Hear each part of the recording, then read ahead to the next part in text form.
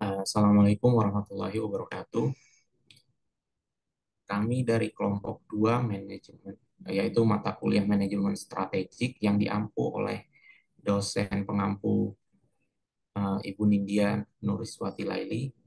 Di sini kami akan memaparkan materi yaitu strategic tools yaitu SPACE. Next.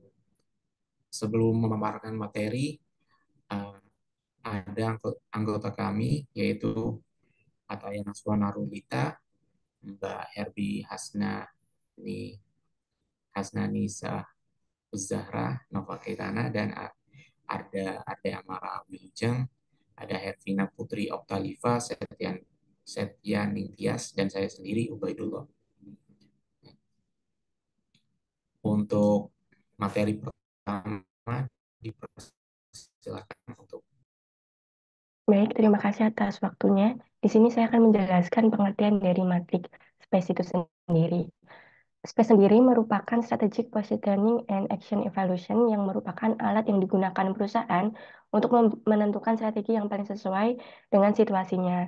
Nah, matriks ini membantu perusahaan memahami posisi strategis mereka dalam pasar yang menentukan apakah pendekatan agresif, konservatif, defensif, atau kompetitif yang paling tepat. Nah, posisi pendekatan agresif sendiri merupakan posisi yang menunjukkan bahwa organisasi memiliki keunggulan kompetitif yang kuat dan beroperasi di lingkungan yang stabil, seperti ekspansi pasar, pengembangan produk baru, dan akuisisi. Nah, yang kedua yaitu konservatif, merupakan posisi ini menunjukkan bahwa organisasi memiliki keunggulan kompetitif yang tidak stabil. Strategi ini tepat untuk kuadran ini adalah konservatif, seperti mempertahankan pangsa pasar, meningkatkan efisiensi, atau melakukan defenstasi. Nah, yang ketiga yaitu kompetitif. Nah, posisi ini menunjukkan bahwa organisasi memiliki keunggulan kompetitif yang lemah, tetapi beroperasi di lingkungan yang stabil. Jadi yang tepat untuk kuadran ini adalah kompetitif, seperti meningkatkan diferensiasi produk, memperluas basis pelanggan, atau meningkatkan penetrasi pasar. Nah, yang terakhir ada defensif, merupakan posisi ini menunjukkan bahwa organisasi memiliki keunggulan kompetitif yang lemah dan beroperasi di lingkungan yang tidak stabil. Strategi ini tepat untuk kuadran ini defensif, seperti restructuring, divestasi, atau akuisisi oleh perusahaan lain.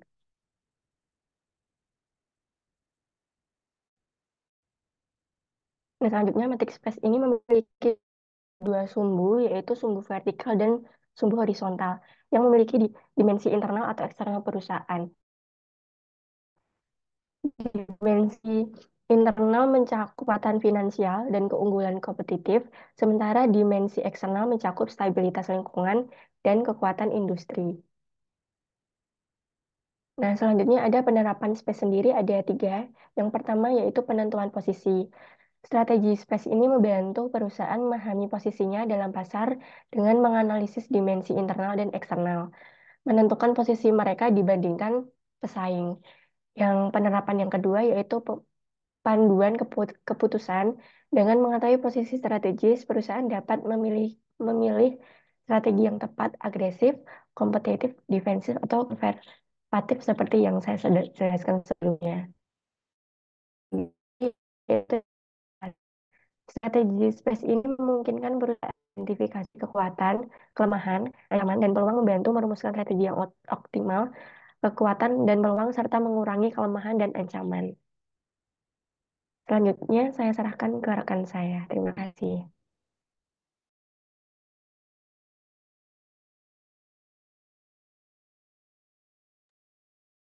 Baik, terima kasih atas waktunya. Materi yang selanjutnya yaitu proses penyusunan space. Ada 6 langkah proses penyusunan space. Yang pertama yaitu pilih suatu set variabel yang menentukan financial strength, competitive advantage, environmental stability, dan industry strength. Yang kedua ada tetapkan suatu nilai berupa angka dari positif 1 yaitu terburuk sampai dengan positif 6 yaitu yang terbaik untuk setiap variabel yang membentuk dimensi Fs dan Is.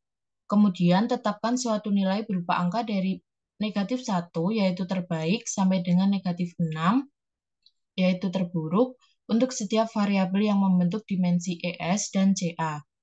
Langkah selanjutnya yaitu hitung rata skor untuk Fs, Ca, Is, dan Es dengan menjumlah nilai yang telah ditetapkan untuk setiap dimensi dan membaginya dengan jumlah variabel yang termasuk dalam setiap dimensi yang bersangkutan. Next.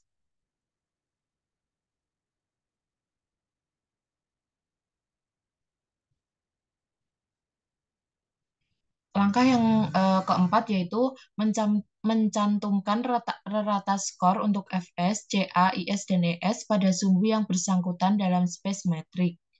Kemudian, tambahkan dua skor tersebut pada sumbu X dan cantumkan hasilnya pada sumbu X. Tambahkan dua skor tersebut pada sumbu Y dan cantumkan hasilnya pada sumbu Y. Kemudian, cantumkan intersection titik X dan Y. Langkah yang terakhir yaitu tarik garis direksional vektor dari titik asal space matrik melalui titik intersection baru. Vektor tersebut menunjukkan strategi yang direkomendasikan bagi organisasi, yaitu seperti yang sudah dijelaskan sebelumnya, agresif, kompetitif, defensif, atau konservatif. Selanjutnya saya serahkan kepada rekan saya.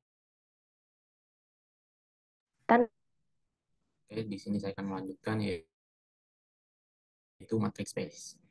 Matrix space sendiri adalah alat analisis strategis yang membantu perusahaan mengevaluasi posisi mereka berdasarkan dua dimensi utama, yaitu dimensi internal dan dimensi eksternal. Nah, untuk dimensi internal sendiri ada financial strength dan competitive advantage. Untuk financial strength-nya sendiri yaitu untuk mengukur kekuatan finansial perusahaan seperti profitabilitasnya, likuiditas, dan sumber daya keuangan lainnya. Lalu untuk competitive advantage-nya yaitu untuk menilai kemampuan perusahaan untuk bersaing di pasar, termasuk faktor seperti kualitas produknya, inovasi, dan efisiensi operasional. Lalu untuk dimensi eksternal, ada terdiri dari environmental stability dan industry strength. Untuk environmental stability ini yaitu untuk mengukur tingkat stabilitas atau ketidakpastian lingkungan eksternal yang mempengaruhi perusahaan, seperti perubahan teknologi, regulasi, dan kondisi ekonomi. Untuk industri strength sendiri, yaitu untuk menilai kekuatan industri secara keseluruhan, termasuk pertumbuhan pasar, tingkat persaingan, dan daya tarik industri. Matriks ini terbagi menjadi 4 kuadran seperti terlihat di gambar. Itu ada agresif yaitu perusahaan dengan kekuatan finansial tinggi dan daya saing kuat. Nah, strateginya biasanya yang dipakai ekspansi dan pertumbuhan. Lalu untuk kompetitif, perusahaan dengan kekuatan finansial tinggi tetapi daya saingnya rendah.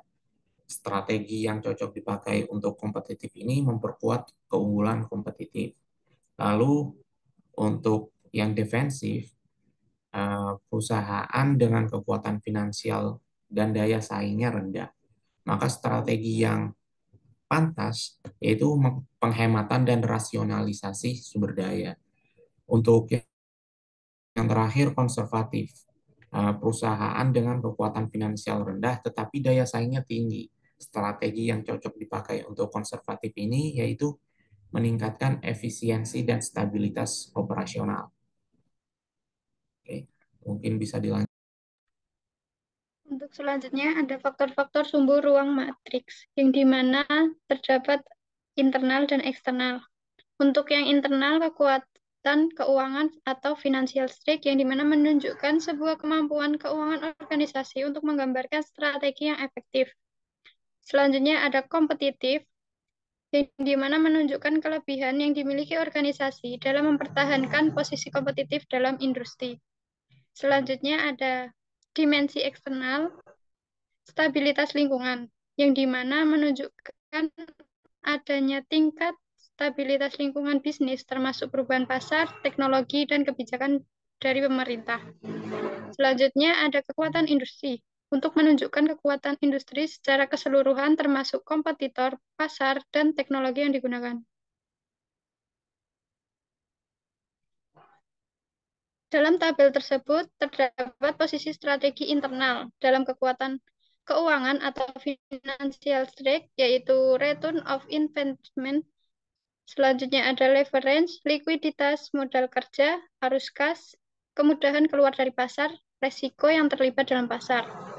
Untuk keunggulan bersaing, yaitu ada pangsa pasar, mutu produk, siklus hidup produk, loyalitas pelanggan, pemanfaatan kapasitas bersaing, dan teknologi yang dikuasai produktivitas atau pemanfaatan kapasitas.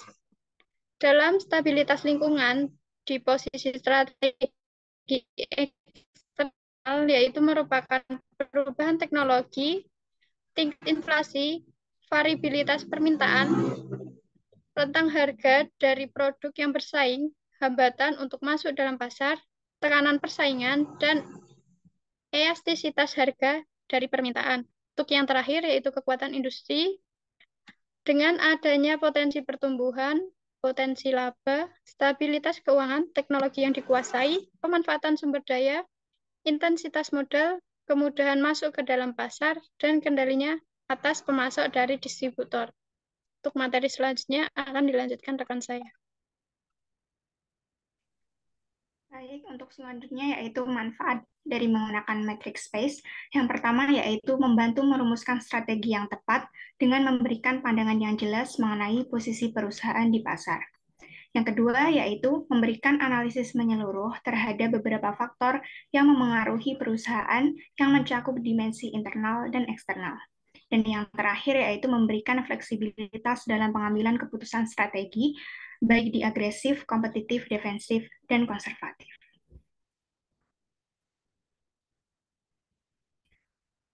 Untuk selanjutnya yaitu keterbatasan matriks.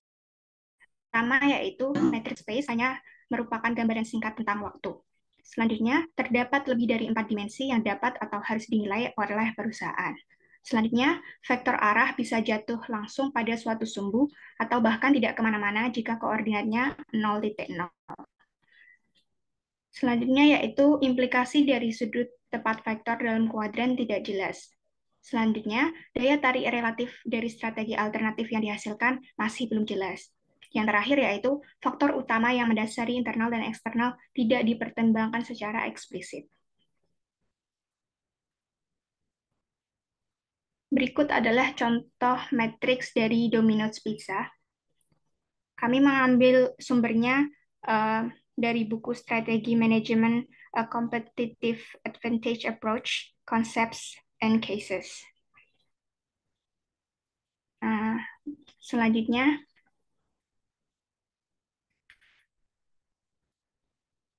kesimpulan matriks Domino's Pizza. Kita sudah memperhatikan bahwa vektor space untuk Domino's terletak di kuadran kompetitif, yaitu di kanan bawah, terutama didasarkan pada 3 faktor. Yang pertama, utang jangka panjang perusahaan. Yang kedua, persaingan yang ketat dalam industri makanan cepat saji. Dan yang ketiga yaitu menawarkan produk yang umumnya bukan merupakan pilihan makanan sehat. Domino's harus mempertimbangkan untuk menambahkan sederet salad ke menu mereka untuk menggeser vektor space ke kuadran agresif, yaitu kanan atas, lalu menambahkan salad bisa kemungkinan besar akan menguntungkan Domino secara finansial, sehingga menaikkan titik space pada vertikal di sumbu Y.